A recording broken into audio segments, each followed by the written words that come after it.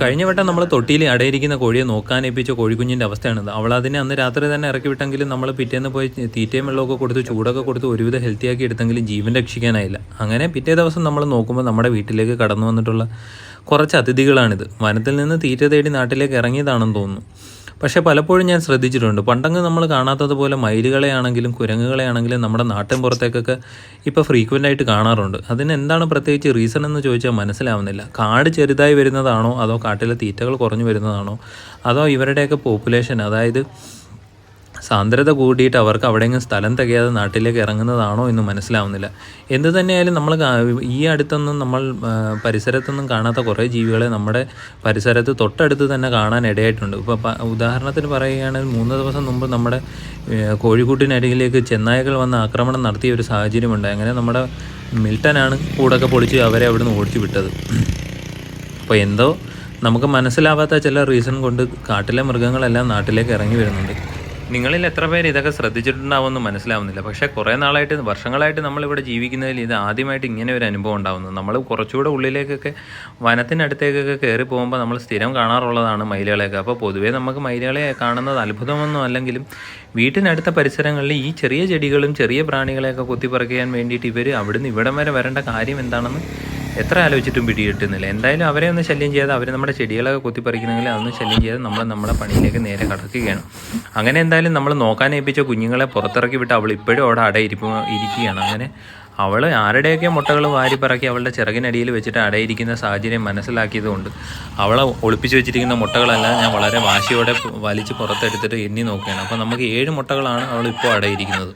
എന്നാൽ പിന്നെ ഇവർക്ക് കുറച്ചുകൂടെ പണി കൊടുക്കാമെന്ന് കരുതിയിട്ട് നമ്മൾ ഈ 7 മുട്ട എടുത്ത് പുറത്ത് വെച്ചിട്ട് നമ്മുടെ ഇൻക്യുബേറ്ററിൽ പോയിട്ട് ഇനി വിരിയാൻ സാധ്യതയുള്ള മുട്ടകളെല്ലാം പറക്കി നേരെ ഇവർക്ക് വെച്ച് കൊടുക്കാമെന്ന് കരുതിയിട്ട് അങ്ങനെ നമ്മൾ ഇൻക്യുബേറ്ററിലേക്ക് ചെന്നപ്പോഴത്തേക്ക് വളരെ ഡിഫറൻ്റ് ആയിട്ടുള്ളൊരു സിറ്റുവേഷനാണ് കാണുന്നത്. നമ്മുടെ ഇൻക്യുബേറ്ററിൽ ഇപ്പോൾ സ്ഥിരം വിരിഞ്ഞുകൊണ്ടിരിക്കുന്നത് പറഞ്ഞാൽ 19ാമത്തെ ദിവസം തൊട്ട് വിരിയുന്നതാണ് മുട്ടകൾ. അതായത് 19ാമത്തെ ദിവസം തൊട്ട് മുട്ടകൾക്കെല്ലാം ക്രാക്ക് വീണ് കുഞ്ഞുങ്ങളുടെയൊക്കെ ഒച്ച കേൾക്കുന്നതാണ്. പക്ഷേ ഇന്ന് 20ാമത്തെ ദിവസമായിട്ടും കുഞ്ഞുങ്ങളുടെ അനക്കമൊന്നും കേൾക്കുന്നില്ല. പക്ഷേ 5 മുട്ടയിൽ നമുക്ക് തോട് പൊട്ടി ചെറിയ സൗണ്ട് കേട്ട് തുടങ്ങിയിട്ടുണ്ട്. എന്നാൽ പിന്നെ ഈ 5 മുട്ട വളരെ സേഫായിട്ട് ഹാൻഡിൽ ചെയ്ത് നമുക്ക് നേരെ താഴെ അടയിരിക്കുന്ന അവളുടെ കൊണ്ട് ഏൽപ്പിക്കാമെന്ന് കരുതിയിട്ട് നമ്മൾ വളരെ കെയർഫുള്ളായിട്ട് എല്ലാ മുട്ടകളും ചെക്ക് ചെയ്തപ്പോൾ നമുക്ക് മനസ്സിലായതെന്ന് പറയുന്നത് 5 മുട്ടയിലാണ് ഇപ്പോൾ നമുക്ക് ക്രാക്ക് വീണ് കിട്ടിയിട്ടുള്ളത്. ബാക്കി മുട്ടകളുടെ അവസ്ഥ എന്താവുമെന്ന് അറിയേണ്ടതായിട്ടുണ്ട്. നേരത്തെ നമ്മൾ നോക്കിയതുപോലെ തന്നെ കഴിഞ്ഞ വീഡിയോയിൽ നമ്മൾ വിരിയാൻ സാധ്യത ഉള്ള മുട്ടകളെല്ലാം ലൈറ്റ് അടിച്ച് നോക്കി കുഞ്ഞുങ്ങൾ അതിലുണ്ടോ തുടിപ്പുണ്ടോ എന്ന് കൺഫേം ചെയ്തതിന് ശേഷം മാത്രമാണ് താഴേക്ക് ഇറക്കി വെച്ചിരിക്കുന്നത്. അത്രയും മുട്ടകളിൽ നിന്ന് 5 എണ്ണമാണ് നമുക്കിപ്പോൾ ക്രാക്ക് വീണ് കിട്ടിയിട്ടുള്ളത്. അപ്പോൾ ഈ കുഞ്ഞുങ്ങളെ വിരിയാൻ സാധ്യതയുള്ള കുഞ്ഞുങ്ങളുള്ള മുട്ടകളെല്ലാം കൂടെ നമ്മൾ പറക്കി നമ്മുടെ കാർഡ്ബോർഡിലാക്കി നേരെ താഴേക്ക് കൊണ്ടുപോവുകയാണ്. അതേസമയം തന്നെ അവളവിടെ അടവയ്ക്കാൻ വേണ്ടി പിടിച്ചു വെച്ചിരിക്കുന്ന 7 മുട്ടയെ നമ്മൾ നേരെ എടുത്ത് ഇൻക്യുബേറ്ററിലേക്കും കൊണ്ടുവയ്ക്കാമെന്ന് കരുതി. എന്തായാലും അവൾ അവിടെ അടയിരിക്കുകയാണ്. അപ്പോൾ ഇവർക്ക് വിരിയിച്ചെടുക്കാൻ സാധ്യതയുണ്ടോ, കഴിവുണ്ടോ, അവൾ നന്നായി നോക്കുമോ എന്ന് നമുക്ക് അറിയേണ്ടതായിട്ടുണ്ട്. നന്നായി നോക്കാത്ത ഒരു കോഴി അടയിരിക്കുന്നത് കൊണ്ട് നമുക്ക് പ്രത്യേകിച്ച് ഒരു കാരണവുമില്ല. അവൾ അങ്ങനെ അടയിരുന്ന് വിജയിപ്പിച്ചില്ലെങ്കിൽ നമ്മൾ അവളെ അവിടുന്ന് ഇറക്കി വിടുന്നതായിരിക്കും. എന്ത് തന്നെയായാലും നമ്മളെ ഒരു കുഞ്ഞിനെ നോക്കാൻ ഏൽപ്പിച്ചിട്ട് അവൾ അശ്രദ്ധമായിട്ട് ഹാൻഡിൽ ചെയ്ത് ആ കുഞ്ഞിൻ്റെ ജീവൻ പോയതല്ലേ.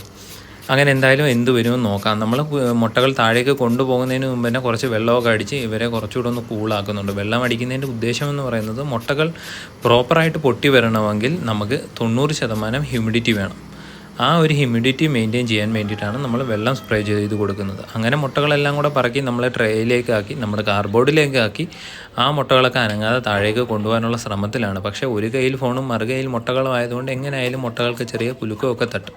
പക്ഷേ ഈ ഒരു അവസ്ഥയിൽ മുട്ടകൾക്ക് ചെറിയ കുലുക്കങ്ങളൊന്നും തട്ടുന്നതിൽ വലിയ പ്രശ്നങ്ങളൊന്നുമില്ല. അങ്ങനെ നമ്മൾ താഴെ ചെന്നപ്പോഴത്തേക്കും നമ്മൾ പറക്കി പുറത്തേക്ക് വെച്ച് 7 മുട്ട അവൾ വീണ്ടും അവളുടെ കൊക്ക് കൊണ്ട് വാരി പറക്കി അവളുടെ ചിറകിനടിയിലേക്ക് ചേർത്ത് വെച്ചിരിക്കുകയാണ്. എന്നാൽ പിന്നെ നിർബന്ധപൂർവ്വം ഞാൻ അവളോട് ബഹളമൊക്കെ ഉണ്ടാക്കി ആ 7 മുട്ടയും തിരിച്ച് വരുത്ത് നമ്മുടെ കാർഡ്ബോർഡിലേക്ക് വെച്ചതിന് ശേഷം നമ്മൾ കൊണ്ടുവന്ന നാളത്തേക്കൊക്കെ വിരിയുന്ന നാളെയും മറ്റന്നാളും കൊണ്ടൊക്കെ വിരിയേണ്ട മുട്ടകളായുള്ള എല്ലാ മുട്ടകളും അവിടെ പറക്കി വെച്ച് കൊടുക്കാമെന്ന് കരുതിയിട്ട് പറക്കി വെച്ച് കൊടുക്കുകയാണ്. ആ പറക്കി വെച്ച മുട്ടകൾ നമ്മൾ തൽക്കാലം പുറത്തേക്കാണ് മാറ്റി വയ്ക്കുന്നത്. അകത്ത് അവളുടെ ചിറകിനടിയിലേക്ക് വെച്ച് കൊടുക്കുന്നില്ല. അവൾ സ്വയമേ അത് സ്വീകരിക്കുമോ ഇല്ലയോ എന്ന് നമുക്ക് അറിയേണ്ടതായിട്ടുണ്ട്. അങ്ങനെ എന്തായാലും നമ്മൾ മുട്ടകളൊക്കെ പറക്കി അവളുടെ അടുത്തേക്ക് വെച്ച് കൊടുക്കുകയാണ്. അതുപോലെ തന്നെ ഉറച്ചൊന്ന് പൊട്ടി വരാൻ ബുദ്ധിമുട്ടായിട്ടുള്ള ഒരു മുട്ടയാണ് നിങ്ങളിവിടെ കാണുന്നത്. അതിൻ്റെ തോട് ഒരുവിധം പൊളിഞ്ഞ് ആ തോല് മാത്രം കാണുന്ന ആ മുട്ട കുറച്ചൊന്നും പൊട്ടാൻ ബുദ്ധിമുട്ടായിരുന്നതാണ്.